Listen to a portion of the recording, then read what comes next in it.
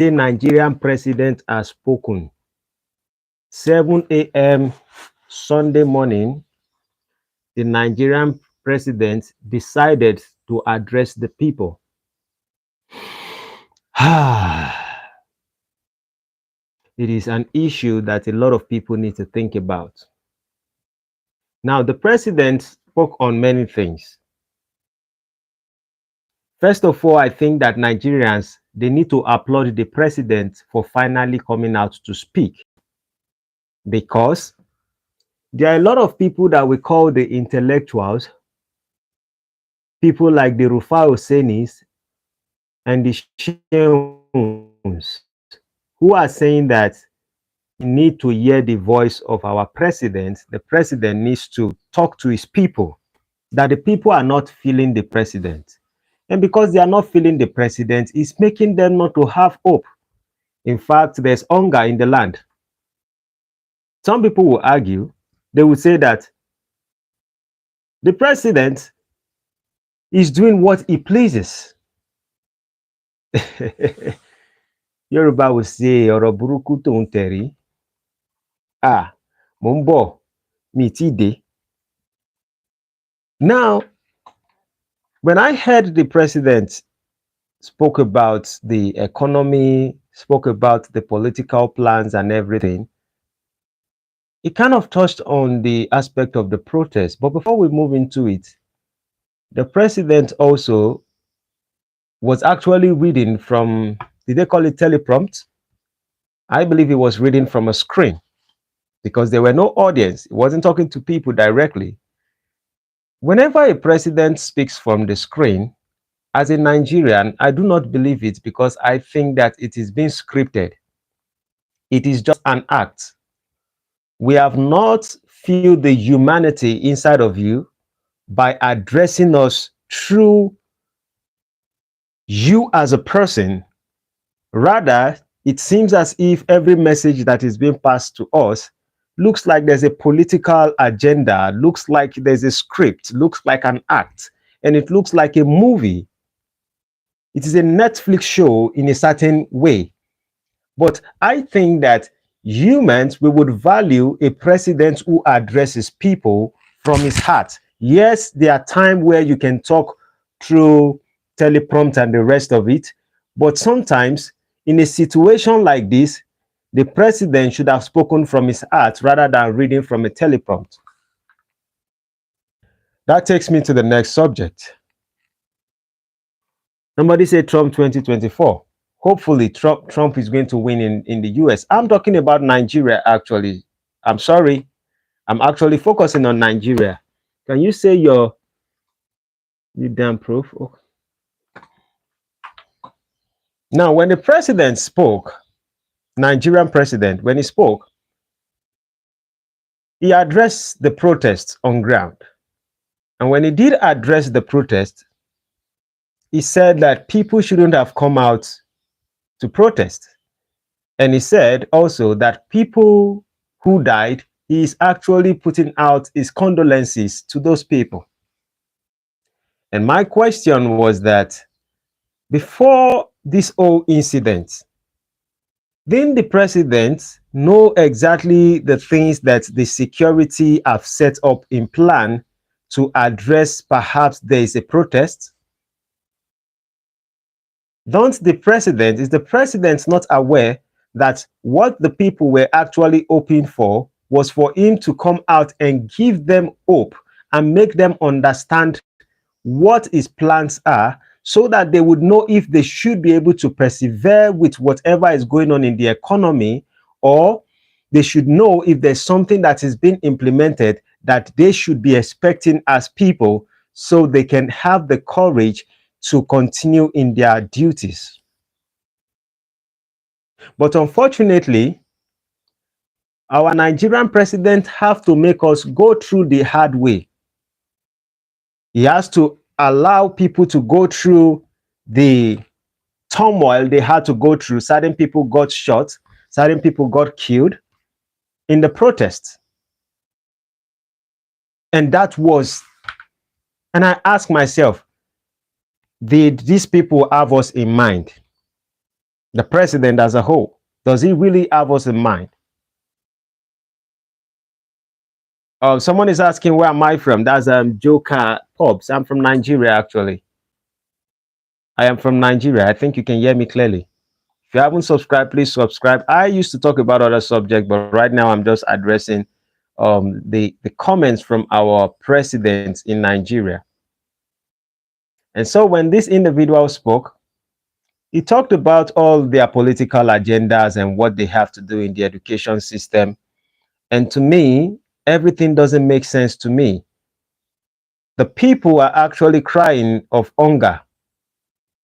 He began to tell us what they are budgeting for different things that does not address the issue of why the people are actually protesting in the first place.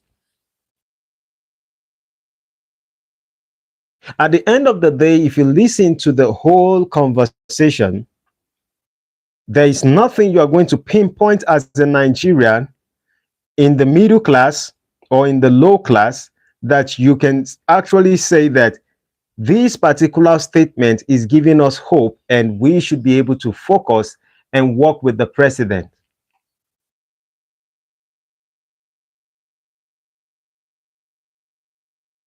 And this is exactly what I'm telling Nigerian youth. I've been saying it, but a lot of them would not listen. This is not about you protesting, because let us ask ourselves, what is the outcome of the protest? Rather, in the statement, it sounds as if there's even a threat that if you go ahead to protest, something terrible might most likely happen to you.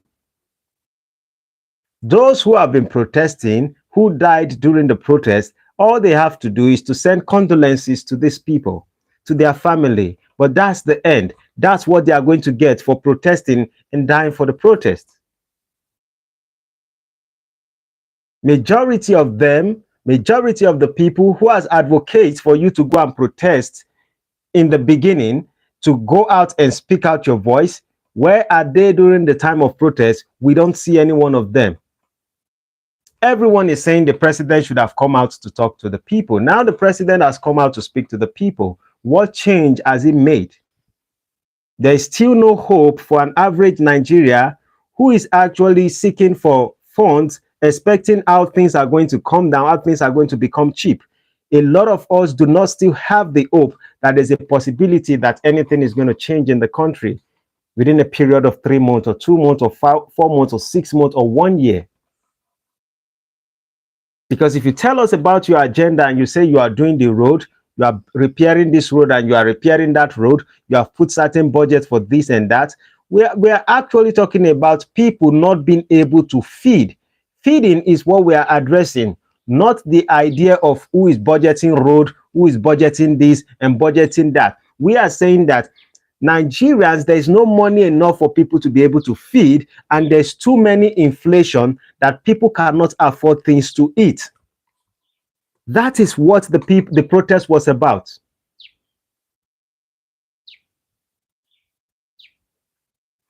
Hello, G1 Falcon. Welcome. Jimmy Oyefeso. Are you based in Nigeria? Yes, so I'm based in Nigeria.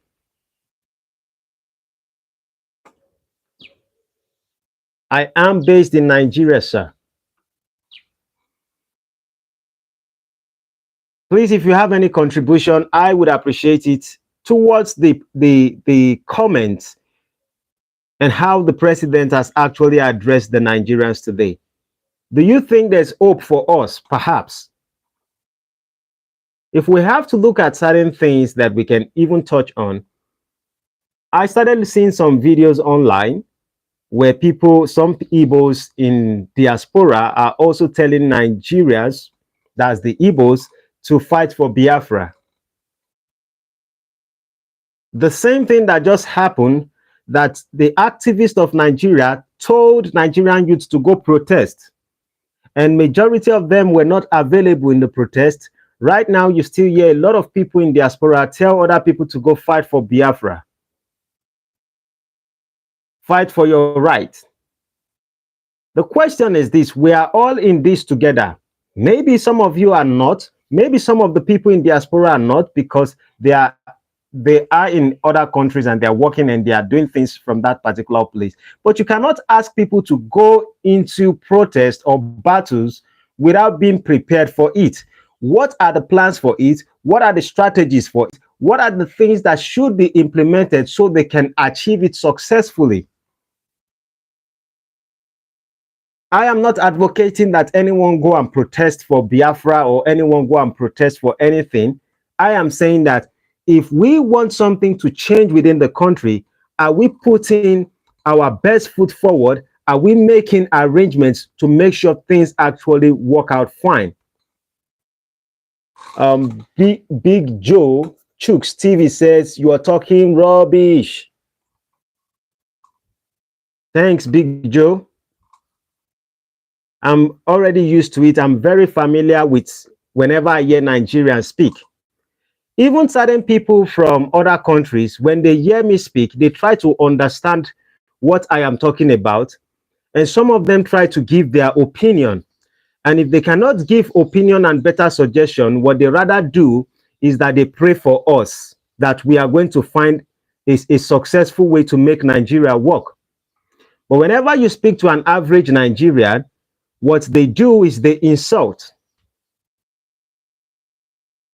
And so we can always see how things are playing in our life. And I asked you a question. I was throwing out a question regarding the comment of the president today. That's exactly what I have been touching on. How do we see the president addressing the people today? For those who are Igbos, who are saying that you want this, you want the separation and all of that, I am asking, are you planning to do these things peacefully? Are you working so that things that happen to Nnamdi Kanu would not happen to a lot of people who have gone through a lot of experience, who have lost their lives? But rather for us to focus on the subject, you just focus on whoever is speaking.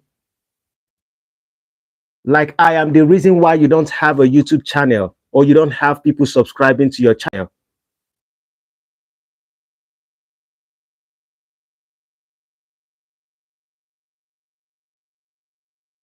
Am I the cause of your problem, Big Joe? What do we think that we can do to make the country move forward? Do you have anything better than insulting? Because one of the things that have made Nigerians lost their life in this protest is simply because they cannot think beyond shouting. They cannot plan. They just listen to things and they just run with it. Through Jefe, hello. Welcome.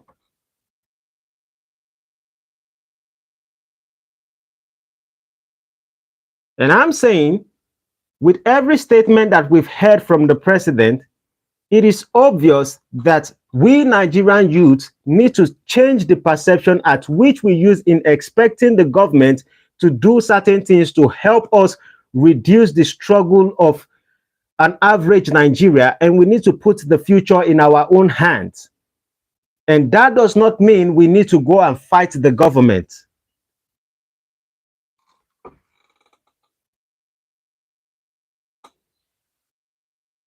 Thank you, sir. Thank you, True Jefe. It says Nigerians need an opportunity to make foreign money in their own currency. Yes, sir. I agree with you. 1000%. These are part of the things that we have been talking about. These are the things that most Nigerians believe that is possible. A lot of people take most of our money and they convert it into the foreign currency. Most of the people who steal money here take it and change it into foreign currency.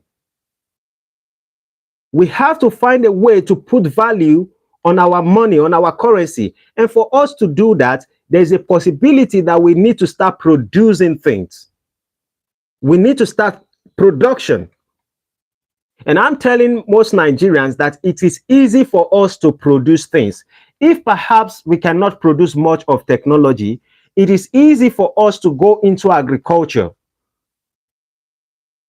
And trust me, there are people who are willing to support Nigerians if Nigerians can have the right attitude and we have the right mentality to work and make money, to be hardworking and to think and to be strategic in how we want to use our agriculture to elevate our economy. The problem is that rather than most Nigerian youth to focus on what we can do, a lot of people are focusing on what the government can do. And that's the reason why certain people think it is not their responsibility to make things work in the economy. And at the end of the day, you are only working a job and the government begin to increase. The moment they increase your wages, they increase the fuel prices. Because we are not producing. We can't make that change if there's nothing that is ours that we are actually producing. Apart from everything we have as Nigerians is only based off the crude oil. What are the individuals doing to support themselves and to do what is going around collectively in their economy, in their community? The Real Zondo Commission says that we'd love to hear your perspective from Zimbabwe. Thank you. What aspect of Zimbabwe would you have want me to probably have a perception or perspective on?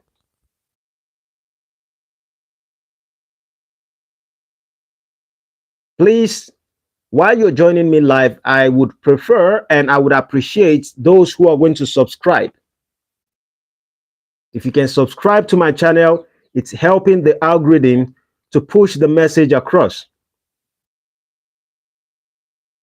There are many things that when you look at an average Nigeria, there are a lot of things that we need to be able to address. Now, Luther Ntolosi says that we need to change our education system first. The first thing we need to ask ourselves regarding that statement is that what is education? Let me simplify what education is, and you can check the dictionary. Education is about you gathering knowledge and gathering skill that can be useful to you and the people at large. That's what education is about.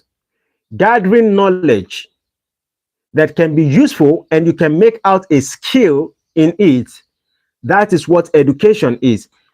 Education does not necessarily mean indoctrination, because if you look at our Nigeria education system, co-education system, it is purely indoctrination.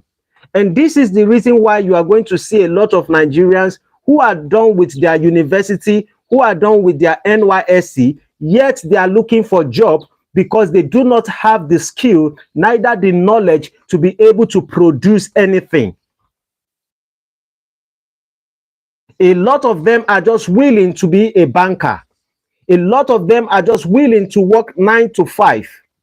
Not most of them, it is rare for you to see a graduate in Nigeria create a business. Most likely, they want to work in an organization that is made by another person who is most likely not even a graduate, who has not even gone to as his OND. So when we want to address the issue of education, we have to look at what is education. And the reality is that apart from us going to the school to learn the indoctrination called education in Nigeria, we have to ask ourselves, are we educating ourselves with the social media space? Because if Nigerians were absolutely interested in education, how come do we have too many entertainment when it comes to Nigeria social media space? Why are there so much entertainment rather than information that can be useful to the Nigerians?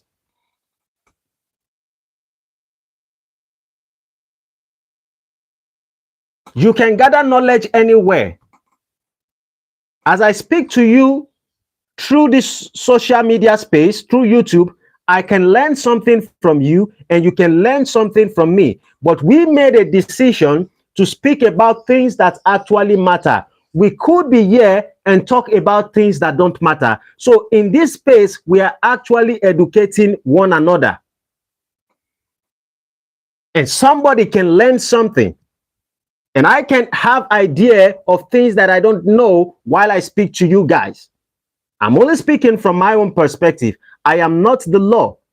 But when I perceive Nigeria as a whole, and when I talk about Nigerians, I'm not just talking about those in diaspora. I'm talking about those that are on ground. These are the real people I am actually focusing on, because these are the people that are actually going through the struggle.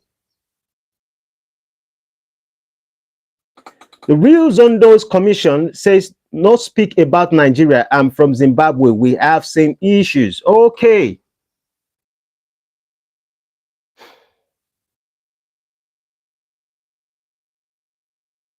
I think that at the end of the day, every African country, the youth tends to be the leaders, according to what they say. But when realistically, the leaders are the older people in the nation. But the question is that, what are the youth doing to prepare themselves for the leadership position? In my estimation, looking at Nigeria as a whole, I do not think that we are preparing ourselves for a better nation. And that is the reason why the average Nigerian youth wants to go to club, wants to party, wants to enjoy their life, and wants to buy the best phone and the best gadgets in life, wants to have the best car, are more interested in wedding celebration than marriage, and are not even participating in the things that are going on in their political space in Nigeria. So the youth that are actually going into politics in Nigeria, or most likely in some African countries that are not moving forward, is simply the thugs of that nation, the youthful thugs of that nation, the thugs that are not being educated. These are the people that are finding themselves in the political space. So the question is this: what are the educated ones doing after they have gone to school and they've gone to university and they have all their papers? Why are most of them finding themselves or gathering up themselves to go into the political space? Why are they not asking for the contribution of those Nigerians who are in diaspora, who believe in them, to contribute to help them so they can achieve their goal in the political space? So I think we have a lot of work to do, because it is very obvious that a lot of politicians that we have no interest of the average Nigerians in mind, but just want to do what please them during the time they are on seat. No one is coming to save us. Freedom Trade asked a question. He said, is it legal for the Igbos to abstain from the protest? If yes, why should this be? If not, how can we get them on board next time? I would address that right now. And here will be what I would say. Please trust me, whatever I say is not the law. I'm only giving you my own perspective, and I would like us to reason. So, first of all, I do not think that there's discrimination between an average Nigerians with the Igbos.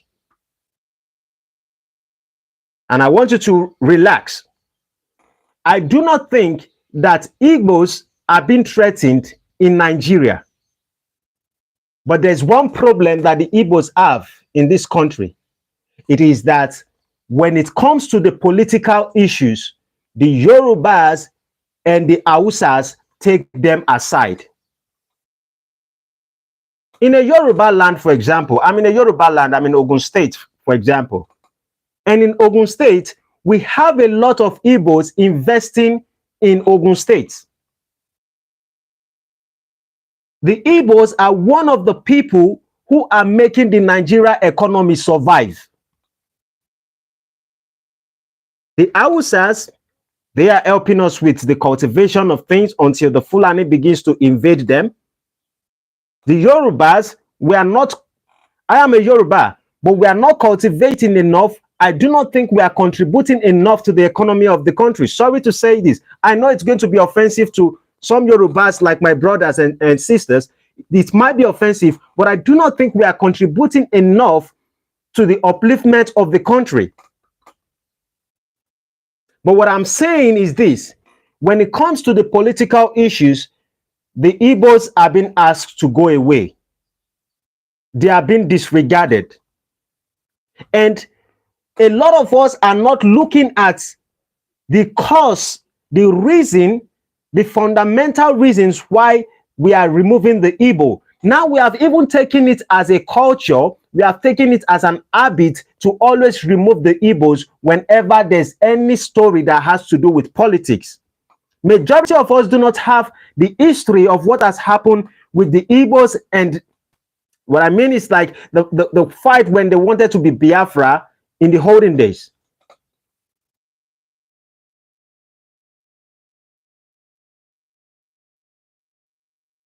That is not being encouraged to be part of the political space. Why should he go to protest when he knows his voice is not going to be heard? Why will he participate whenever he wants to vote and the people are going to tell him to go out? He doesn't have the right to vote.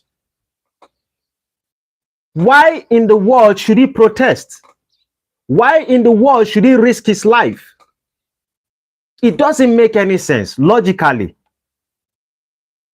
So if we have to see them as part of us, then we have to find a middle ground to make sure that we can bring them fully into the political space. We have to come to a point where the Hausas and the Yorubas have to say that the Igbos are needed.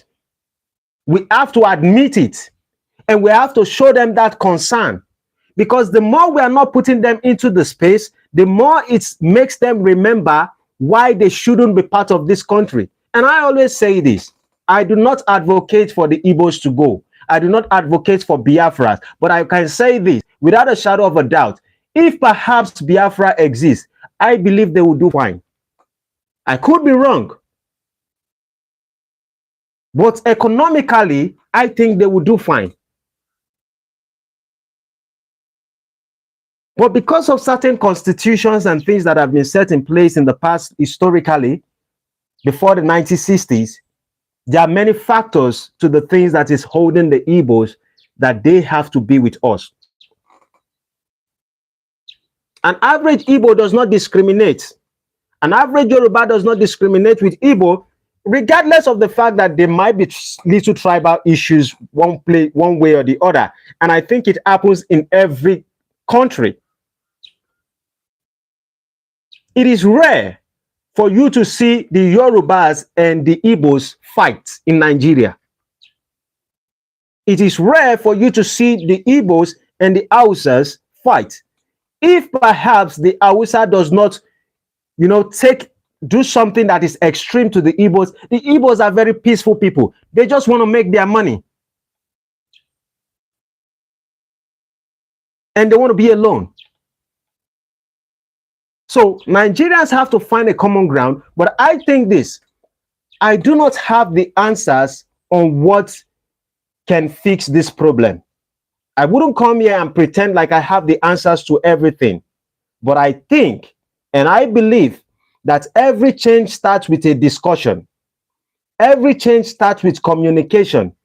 We need as youth to start having seminars, conferences that we can bring in the top people in all tribes to come together and speak together, not only in the senator or not only in the political space, but we can bring them and we can start thinking as youths. And if we start that discussion, we can know the way forward. I do not have the answers currently.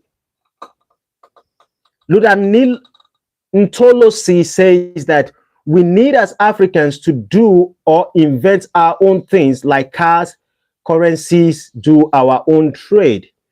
Absolutely. It might be difficult for us to invent things at this particular time because we do not have many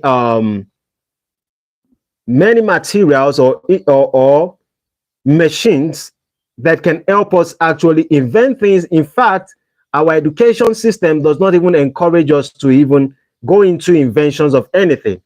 But at least if we can even address the basic thing, going into the agriculture, and average Nigerians can go into agriculture. Average. Most people are lying on insurgency. Please don't get me wrong. I am not saying that there's no insurgency in Nigeria, but we have 36 states. And in the 36 states, possibly there's 6 states that are having insurgency issues. What happens to the remaining 30? Majority of Nigerians who are complaining of insurgency, a lot of them are in Lagos. They've never been to Ogun State. They've never been to Ibadan. They've never been to Delta. They've never been to Owerri. They've never gone out of Lagos. But a lot of Nigerian youth are there and they are screaming insurgency. And that is the most protected place in Nigeria. One of the most protected places in Nigeria. So if they can go out of that state, Lagos is not where you can produce anything apart from the industries there. But Nigerian youth needs to start affording or buying lands in different places and start going into agriculture. From agriculture, we can know the kind of machine we need to help us cultivate a lot of things. If we can resolve the issue of feeding and the economy can be going fine by we being able to afford the things we need, it would be easy for us to get to that junction to start inventing. But we have to address the fundamental one that is more important to everyone. Obi God says that, but during the last election at Lagos State, many Igbos sustained bullet wounds and many properties destroyed. I totally agree with you. Please, for those who are joining me live, please subscribe if you haven't subscribed, like and share. I absolutely agree with you. I don't want to start calling names right now, because most of the people who are against the Igbos during the time of election, most of those people are the ones now on seats. I'm coming to that, sir. So we cannot continue to call the Igbos one Nigeria and we begin to treat these particular individuals differently, and then we are asking the Igbos to come out to protest. Logically, it doesn't make any sense. They've suffered things enough. Before the incidents of Nnamdi Kanu running away from the country, these people knew what they went through. Even in this protest ground, there was nothing like Operation Crocodile Tears. Yes, some people lost their life, but during the time of Igbos, when they were gathering themselves to fight, rather than us to have sit down and find a way to create a middle ground, we see them as enemy, and it's not helping. And then Luther Ntolosi says, what role is played by religion in this matter? We have 2 problems in Nigeria. One of them is the politics. The second one are the religious leaders. Religion is not the problem of Nigeria. Religious leaders are the problem of Nigeria. There's 2 distinctions. An average Nigerian goes to church or mosque. Since we have lost our culture, since we do not know about our history, since they've come and colonized us, tell us that we are worshiping idols and the rest of it, an average Nigerian goes to church, doesn't know what his culture is all about or tradition. He goes to church every Sunday. In fact, I always say something. Right now, an average Nigerian cannot go to the UK to preach the word of God without having a license. And I always ask a question. If you want to preach in any other country, you need a license. But when they came to preach, or the missionaries came, they never had license to force us to believe in the religion. So let us leave that aside and ask ourselves, what is happening with religion right now in Nigeria? What is the purpose of religion first? The purpose of religion is to help people model after a good moral attitude. And when you have a moral attitude, then you can talk about salvation and righteousness. Because if you do not have good character, your religion is garbage. If your character is not suitable for the society, what is the point of your religion? Now, during the time that we used to have our culture and traditions, the youths are very respectful of their elders. There was respect and harmony among people.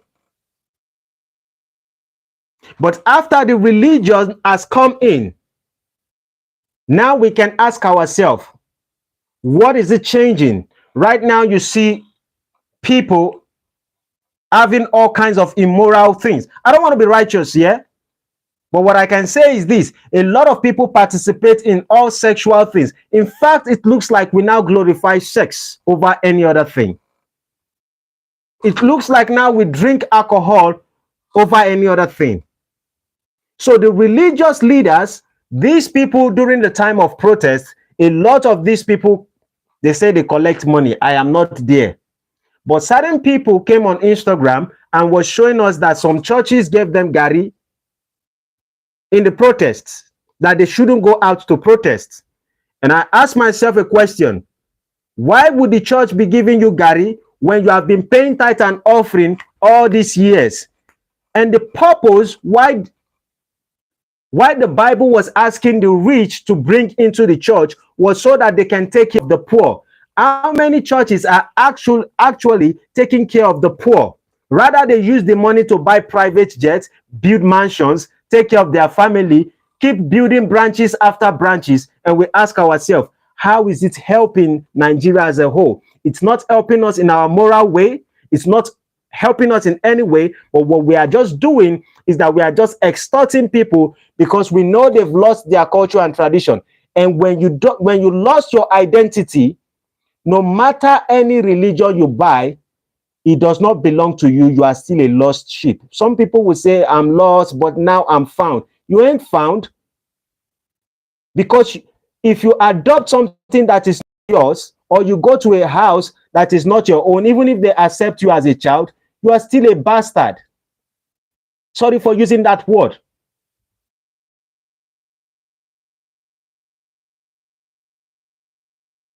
You cannot believe in God when you cannot even identify yourself.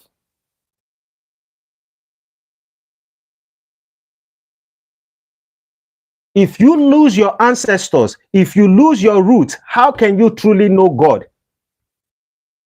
How can you know the purpose? If God is the creator of heaven and earth, there is a reason why he created your ancestors. Why didn't you know the information about your ancestors? Why don't you understand the culture and traditions of your ancestors? A lot of us, whenever we talk about religion, we think that our ancestors were evildoers.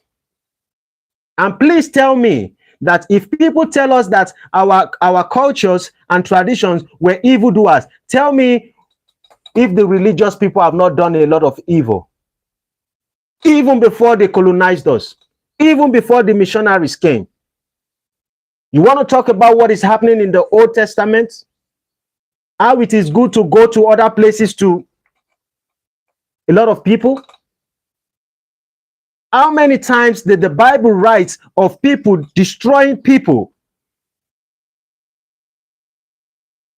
And so if that is part of our history, we are evolving. And then our history, our culture and tradition is being wiped away, and they gave us something we cannot identify ourselves with. And so the religion has brought in what we call the Jesus Christ syndrome. And the Jesus Christ syndrome is something that is also white supremacy. I don't want to call it out because of YouTube.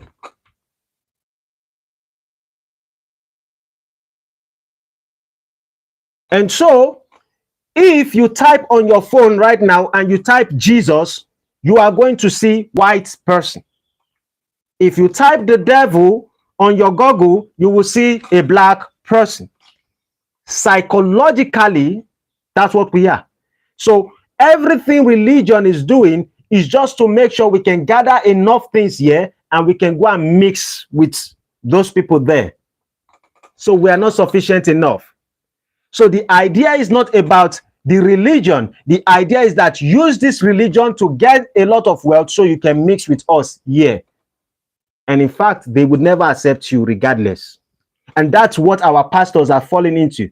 In fact, if Nigerians are fraudsters in many ways, if they defraud people in many ways, that's also an avenue that God speaks to me. Let's leave that aside.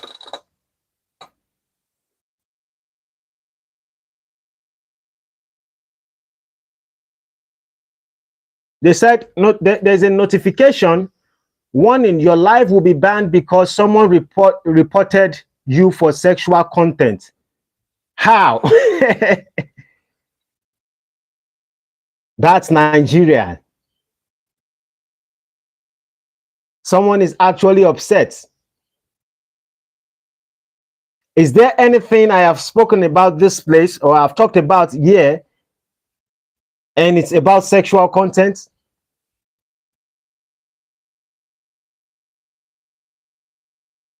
That's the kind of world we live in.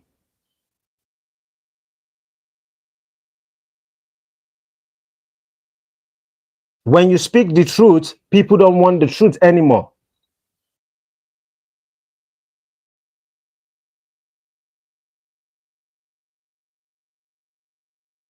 So in a nutshell, if you haven't subscribed, please do subscribe to my channel. Our president has spoken today, and everything the president said, nothing makes sense out of it.